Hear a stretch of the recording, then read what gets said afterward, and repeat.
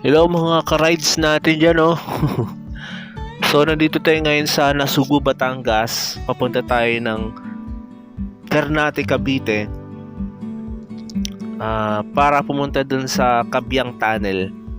So, galing ako niyan sa Calatagan, Batangas. Naisipan ko lang na mag-joyride papunta ng Cabiang Tunnel. Kaya naman guys, samahan niyo ako sa aking biyahe. Okay, so papasok na tayo ng Barangay Wawa sa Nasugbu, Batangas. So pagdating dyan guys sa Barangay Wawa, after ng mga bayan-bayan dyan aakyat na tayo ng bundok. Uphill na yung dadaanan natin.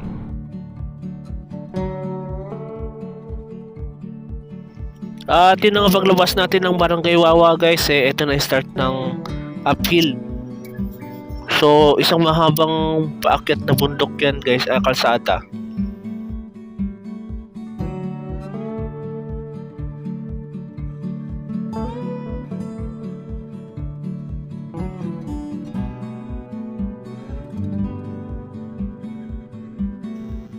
Habang paakyat tayo guys ng bundok, madadaanan natin yung mga maraming resort dito sa gilid. Sa may bandang left side.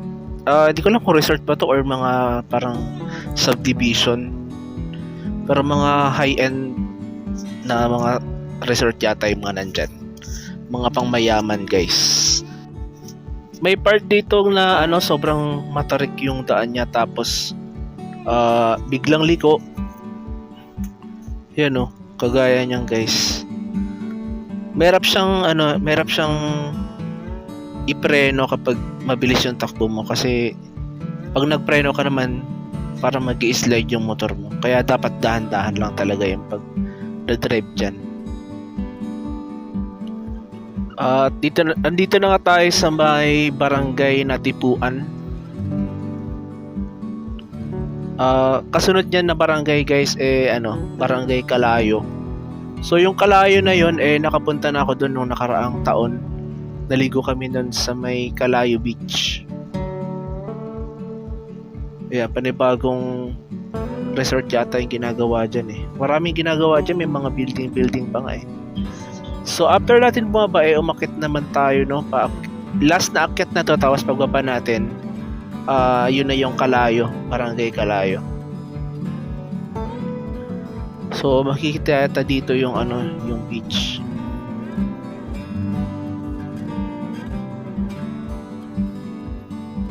Yan, sa left side natin tanaw na yung dagat. Ang hirap lang kasi lumingon guys kapag paakyat tapos paliko. At ditong part na to guys, na to, parang magubat na siya, wala na siya mga bahay-bahay sa gilid. Tapos after nyan, pagkababa natin dyan, na yun yung Barangay Kalayo.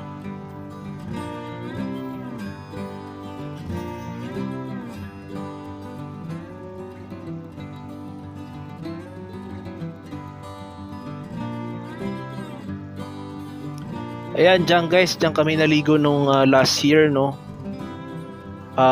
papunta tayo dun sa Kalayo Beach. Mahaba din naman siya na parang medyo white ba yun? Hindi naman siya white parang yellow na kulay ng buhangin. Mahaba din siya na beach guys. Tapos ito, paakit na tayo ng boundary ng Batangas at ng Cavite. So paglagpas natin dyan, Cavite na yan.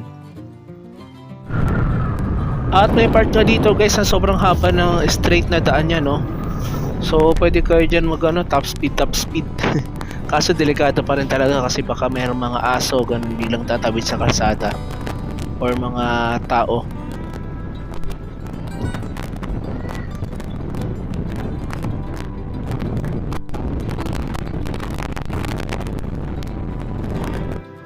At pagkatapos ng mahabang top speed na yun guys, yung mahabang kalsada na yun, nandito naman tayo sa Barangay Luok. So kumaliwa tayo So ito yung way, ito yung daan papunta ng Cabiang, kakaliwa kayo guys.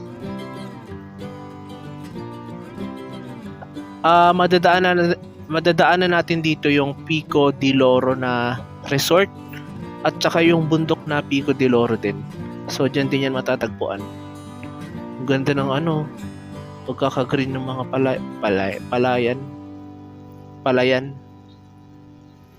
So, yun yung guys, no, yung Pico de Loro na resort. Tapos, didiretso pa tayo niyan. At yung bundok na makikita naman natin sa bandang kanan, pero sa part na yan natatakpan pa siya ng ulap. Pala, nasa harap pala natin guys yan. Yan yung Pico de Loro. At along the way nga, dito sa boundary ng Batangas at ng Cavite, may nadaanan kami yung mga unggoy sa gilid. Tsaka meron din nakita guys may nakita din ako isang unggoy. Yung nagda-drive na, joke lang. Iyoko na. At narating na rin natin itong boundary ng Batangas at ng Cavite. So, yan yung palatandaan guys, yung tulay na yan. At makikita natin sa bandang kanan yung bundok ng Pico de Loro. Ayan. So, ito namang part na to, as in katabi na siya ng dagat guys. Tapos meron dyan view deck na pwedeng magtambay-tambay dun. Meron silang ginawang view deck. Pero way back mga 2018 wala pa yung guys 2018 hanggang 2019. Parang nung pandemic lang ata yung ginawa. So dito nga guys napakaganda na kalsada, no. Pwede kayong mag-banking dito kung gusto nyo. Parang joyride talaga. Chapos. Tapos malamig yung hangin guys. Kaya naman pwede kayong mag-ano dito, no. Joyride. Yung minakita akong lawin. Ayan, sa gilid natin dagat na yan guys Ayan o. Wait lang, mamaya. So ito guys, ito na yung part ng beach. Pwede maligo dyan guys. Magtanong-tanong lang kayo sa may mga bahay-bahay dyan. May mga nag-offer naman dyan na yung mga resort. So, di ko lang sure. Siguro private resort yung karamihan dyan. Kasi yung kahabaan na yan guys. Kasi wala pang mga view deck na yung nakatayong establishment. Mamaya. So yun yung view deck guys. Mamaya babalik tayo doon. At yun na nga, after ng isang oras ng biyahe simula sa Nasugbu, Batangas, narating na rin natin itong Cabiang Tunnel.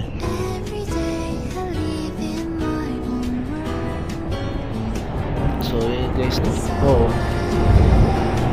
Hindi ko lang kung gano'ng kahaba yan, pero mahaba yan guys kapag kapag may claustrophobia, mawibintang ka din parang hindi siya natatapos. Hindi Siguro hindi dahil hindi tayo sanay, pero sa ibang bansa kasi mas mahaba pa yung mga ginagawa nilang tunnel Dito na lang. So pagdating natin dyan ay marami mga nagpipicture ng mga rider. Actually nung time na yun guys, ano na yun Saan? Mag-alasingin ko na ng hapon. Paano? So, nag-video lang tayo dyan guys, no. Parang ano lang talaga, joyride lang. Mamaya, so, nag-aalok si ate na may, pipicturean daw kami dun sa may tapat ng Cabiang Tunnel, kaso parang nahihiya ako gawa ng nagbibideo lang po ako. syempre may mga dumadaan tapos nasa gitna ka. Ay, ganun po. Ano ka special. So, okay na sa akin yung ganyan guys, no. So, yun lang naman yung pinapuntahan dyan sa Cabiang Tunnel. Magbibideo lang ako ng pang my day. Tunnel mismo. Yun na nga guys, nandito na tayo sa Cabiang. Grabe ang taas.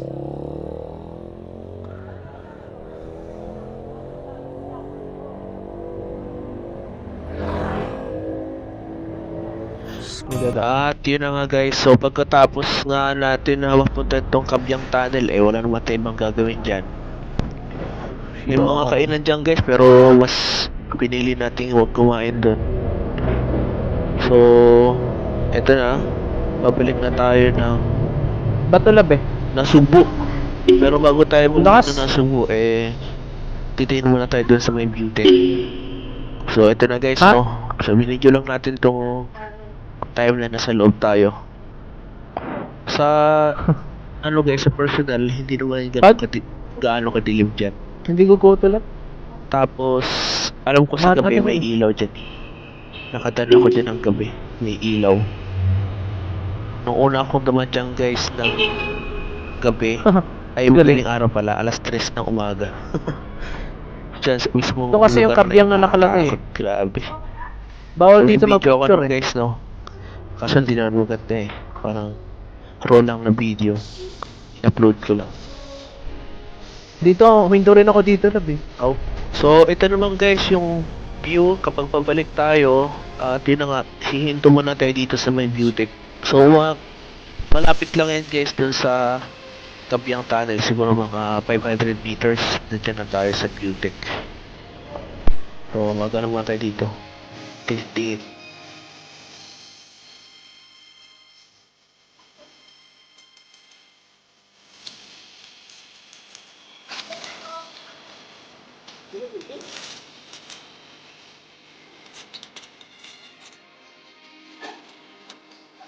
Makain na.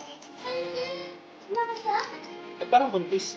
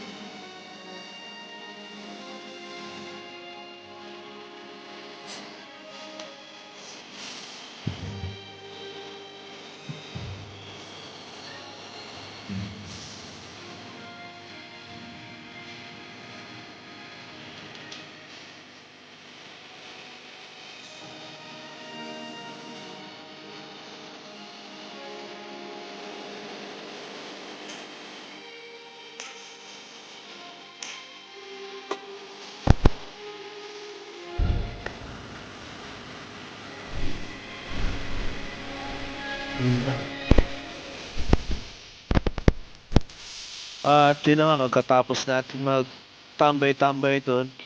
Meriente lang tayo doon guys. Papalit na tayo ng nasupo kakalatagan. So ito naman guys yung itsura niya kapag pabalik. Hindi ko na masyadong i-video lang. May gandang part na lang.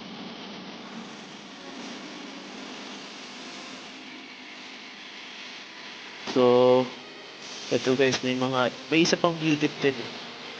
Tapos may mga, ano dyan, mga reserve maliliit. Ito ulit yung sinasabi.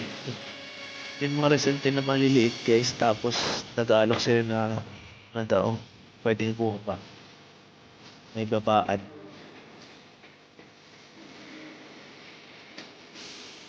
So yan.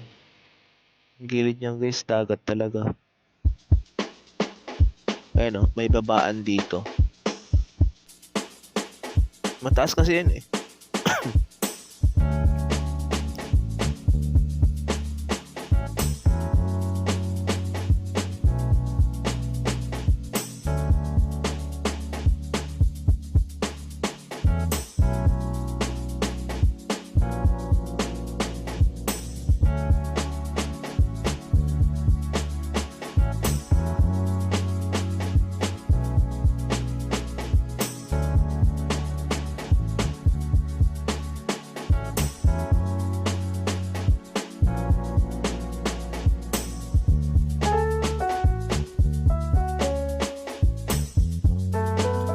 So ito guys yung isa pang view deck.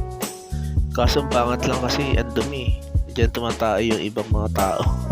Hindi ko lang kung tayo ba ng tao yun o tayo ng aso. Pero may tayo dyan.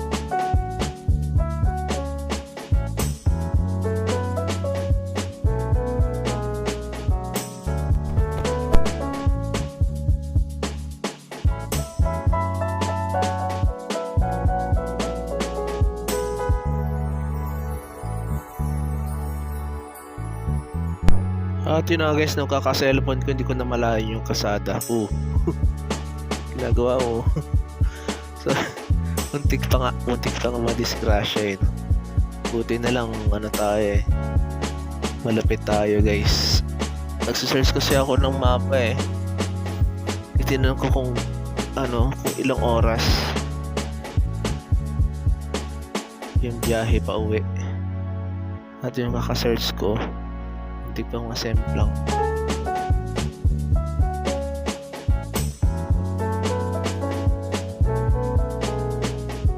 At yun na nga guys, pagka uwi namin, ayan, nagpakita na yung bundok ng Pico de Loro. So yun yung guys, yung bundok na yun, marami din mga umaakyat dyan sa Pico de Loro. Kaso ata, may mga NPA yata dyan. Maraming mga NPA at saka delikado din siya. So siguro pag umakyat kayo dyan sanay na sanay talaga kayo. At yun na nga, nandito na tayo sa Batangas ulit. Nakapasok na tayo ng Batangas.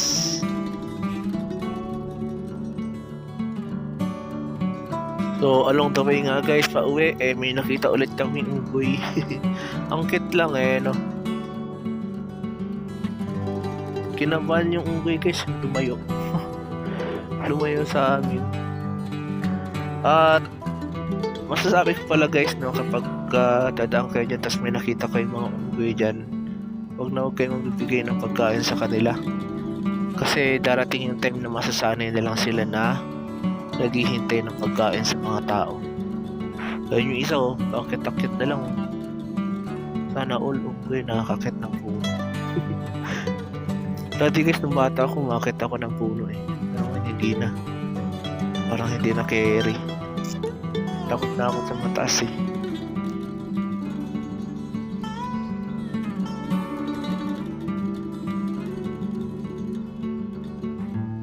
So yun yung isa. Saan ba yun? Ayun. May kukunin siyang dyan guys bunga ng ng punong kahoy. Kakainin niya. Ayun, nakuha niya na. So yun na nga, tuloy na tayo sa biyahe.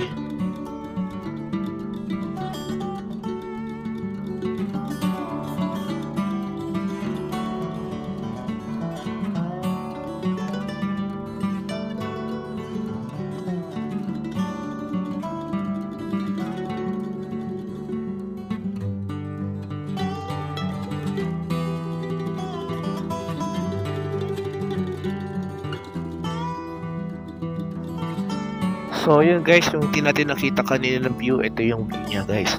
Nung aakyat tayo kanina, papunta. So ito naman yung makikita natin view pabalik. Kung wala sa mga puno dyan, kaya lang di rin pwede na walang puno.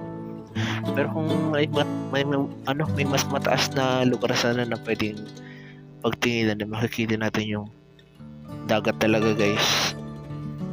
Yan, maganda dyan siguro pag nagtayo ka ng bahay dyan tapos sunset.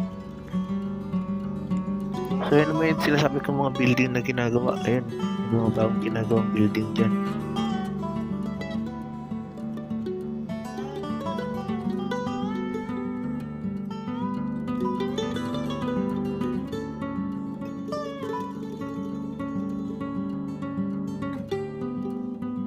At yun na nga guys so nandito na tayo ulit sa Nasugbu, Batangas. So hanggang dito na lang guys yung video natin. At maraming salamat sa panonood nyo sa aking video, sa walang sawang pagsuporta. Hanggang sa muling mga iba't ibang mga ride natin guys mga ride ng buhay natin. So samahan nyo ulit ako sa mga iba ko pang video. So mag-upload na palagi guys So maraming salamat sa inyong lahat. Hanggang sa muling pagra-ride natin. Paalam sa inyo lahat guys.